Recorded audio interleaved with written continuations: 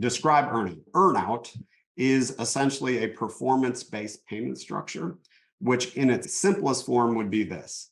I promise to pay you a percentage of the revenues, the book of business, so to speak, that comes in after closing for a term of years.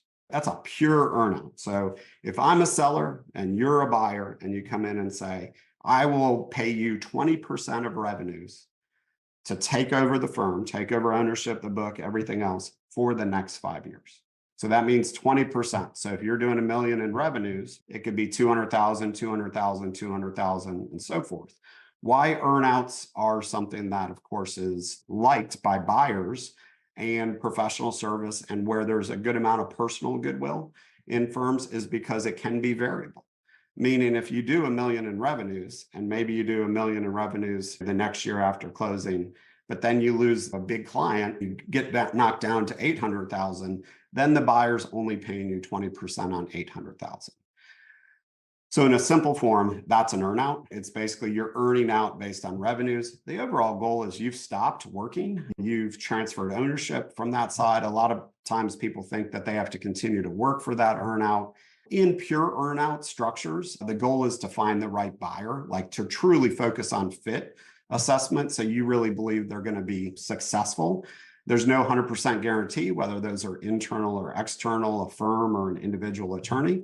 But the overall goal on that is to really focus on fit. Like with my help as a seller who's managed this practice to do $1 million in revenue, can I introduce clients? And will clients like them? Can I introduce referral sources? And will referral sources like them?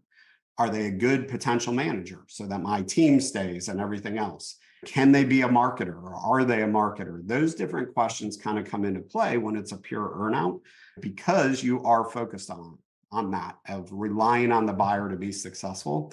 The other aspect is, of course, if you're a seller looking at that, you're going to transition.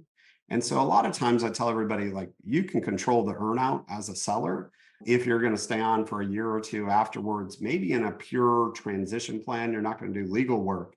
You're just there to make sure, like, a client calls up, you can still be the one they direct the client to and handle any of those issues. You can show up at associations or meetings in the community to keep the marketing preserved.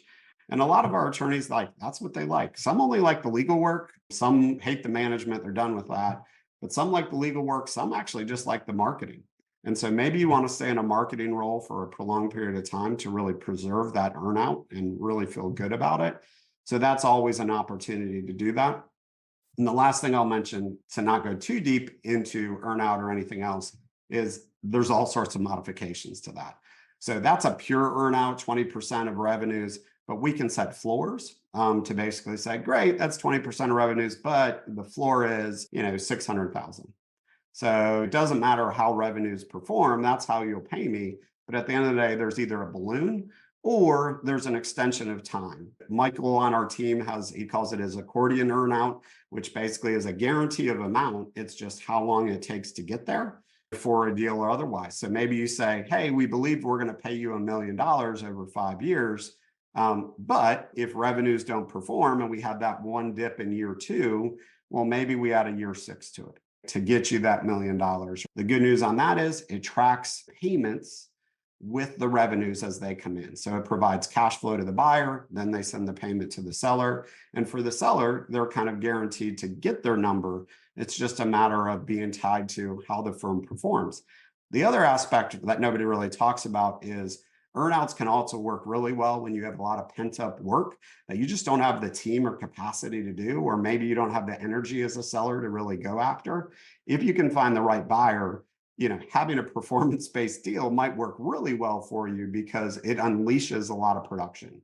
Meaning you go forward and instead of doing $1 million a year, your firm's now doing 1.2. And if you're on an earnout 20% of that, you're potentially outperforming what the value of your firm was based on finding the right fit of a buyer. So lots to discuss on that. And it's a key component, really, whether it's called an earnout, a variable seller note, there's always a performance, because the transition risk, the passing of the baton from a seller to a buyer, is always a component.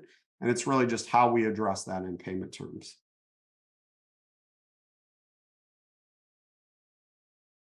So we have a question that says, are firm acquisitions ever done to grow firm staff